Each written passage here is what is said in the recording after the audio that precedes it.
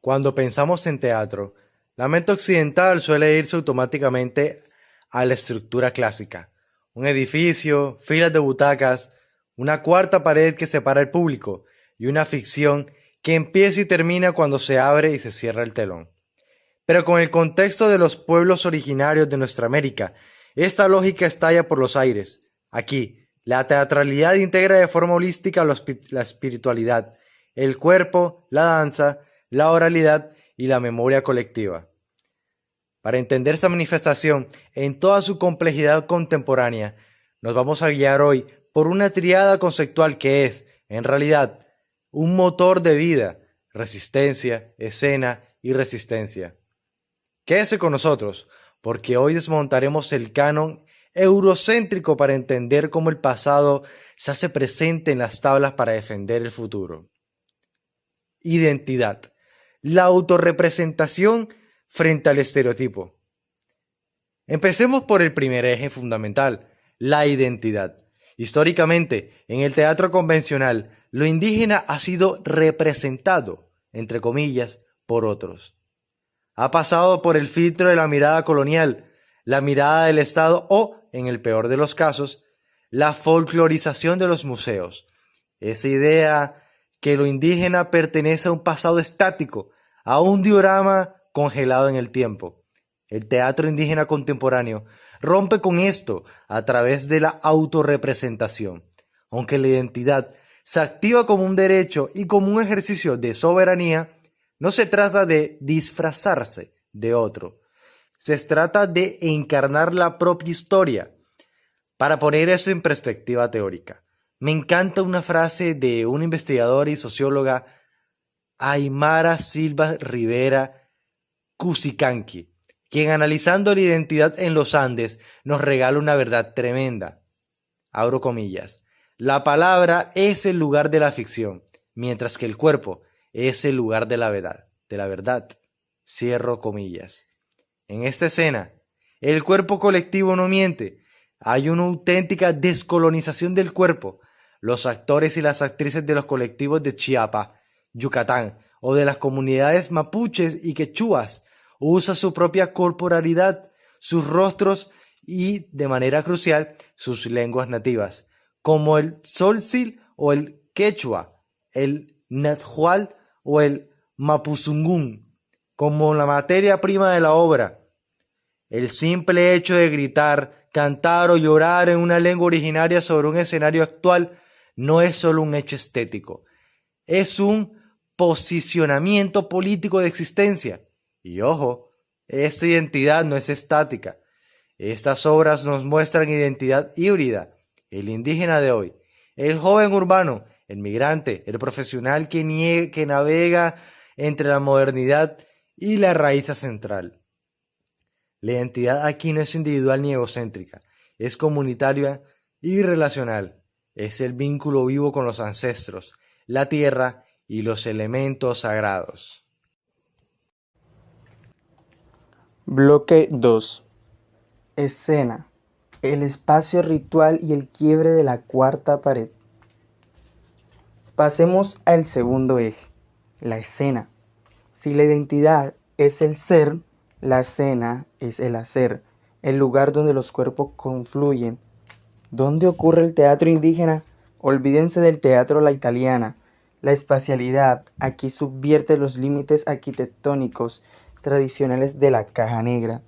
La escena se traslada a los espacios lineales, la calle, la plaza pública, los campos de cultivo, el corazón de la comunidad o los sitios sagrados de la naturaleza. Y al cambiar el espacio, cambia por completo la relación con el otro. Aquí no existe el espectador pasivo. Se rompe de golpe la cuarta pared occidental. El público no va a consumir un producto cultural. El público participa, se convierte en testigo, en cómplice, a veces a través de cantos, de respuestas orales o compartiendo alimentos. La función teatral se transforma en un convivio o en una asamblea comunitaria sobre la naturaleza del espacio vivo. El gran director teatral peruano Miguel Rubio Zapata, líder del emblemático grupo Yuyacani, que lleva décadas trabajando la memoria y la ancestralidad en Perú.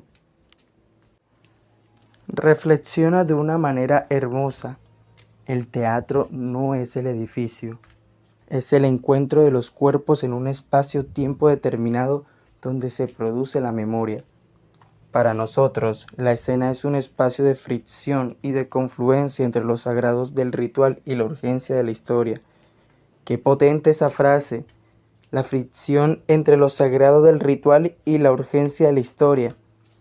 En la escena indígena, elementos como el fuego, el humo del copal, las máscaras tradicionales y la música no son utilería, ni decorativos o efectos especiales para que la obra se vea bonita.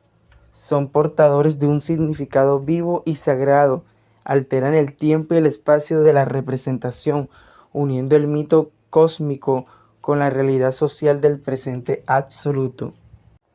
Bloque 3. Resistencia. El arte como trinchera y memoria viva. Y esto nos lleva orgánicamente a nuestro tercer y último eje, que es el verdadero motor político de estas puestas en escena, la resistencia. El teatro indígena latinoamericano no nace del ocio burgués, nace o se fortalece en contexto de alta conflictividad social. Es una respuesta directa al despojo, a la violencia del Estado, al extractivismo y a la asimilación forzada. Pensemos por un momento en la evolución histórica de esta resistencia. En la época prehispánica, la teatralidad nacía de rituales míticos y agrícolas, teniendo su máximo baurlante en el Rabinal Achí, en Guatemala, una danza-drama maya que sobrevivió de forma milagrosa e intacta a través de la memoria oral. Luego, durante el periodo colonial, los colonizadores intentaron usar el teatro como una herramienta de evangelización e imposición. ¿Y qué hicieron las comunidades indígenas? Activaron la resistencia a través del secretismo cultural. Ocultaron sus propias deidades y creencias detrás de los santos católicos y las obras permitidas. Un ejemplo magistral de esto es el Huenhuense en Nicaragua, una comedia callejera del siglo XVII que se usaba una mezcla del náhuatl y el español para satirizar, burlarse y resistir al poder colonial en su propia cara. Hoy, en el teatro contemporáneo, esa trinchera sigue más que viva que nunca. Colectivos de toda la región usan la escena para dos cosas fundamentales: memoria histórica contra el olvido.